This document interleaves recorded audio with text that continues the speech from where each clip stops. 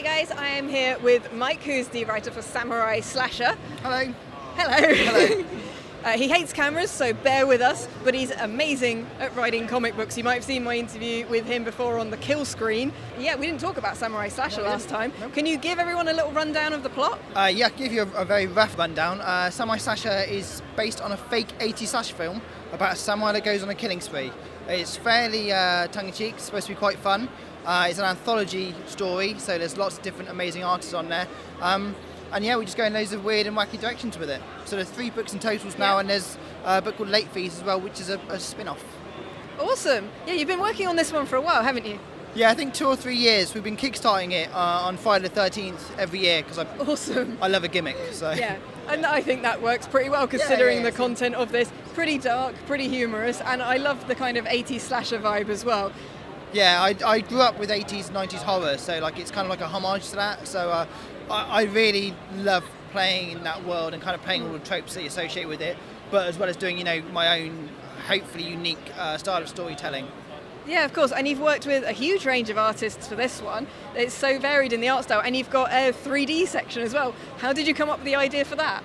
Yeah, just trying to tap into that 80s nostalgia, 80s, 90s nostalgia. So we had a 3D glasses.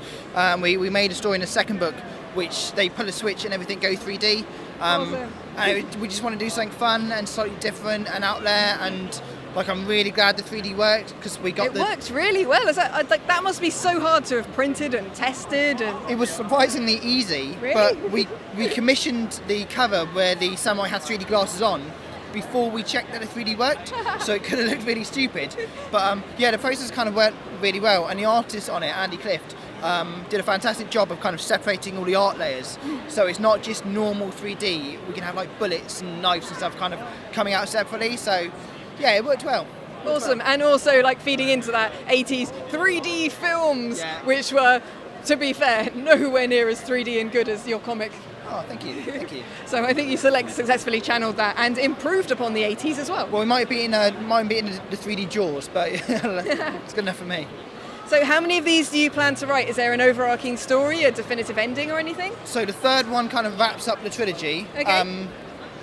However, you can't keep a good slasher down, so there's a good chance I'll do more, a different story. I mean, like I said, there's Late Fees, and that's completely separate.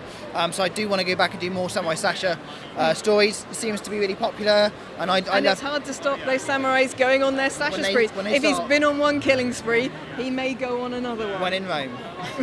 When in Rome, or presumably Japan, or wherever. England, US, wherever. International samurai slasher. He's a jet setter. He's a jet-setting samurai slasher. So yeah, it's good to see, and it's good to see a good tongue-in-cheek thing as well, because some of your other comic books, they're pretty dark and serious. Well, and this one's sort of taking it a little more... Yeah, it's definitely more light-hearted. I like to have comedy in kind of everything I do. Yeah, of course. I think it's important to ground it. But yeah, samurai slasher, there's quite a few kind of comedic moments, so I'm glad that's come across. Yeah, and murder. Yeah, and death, obviously, in samurai and slashing. Humour and murder, those two always go hand in hand. The ultimate combination. Of course. So I think you found a winning formula there.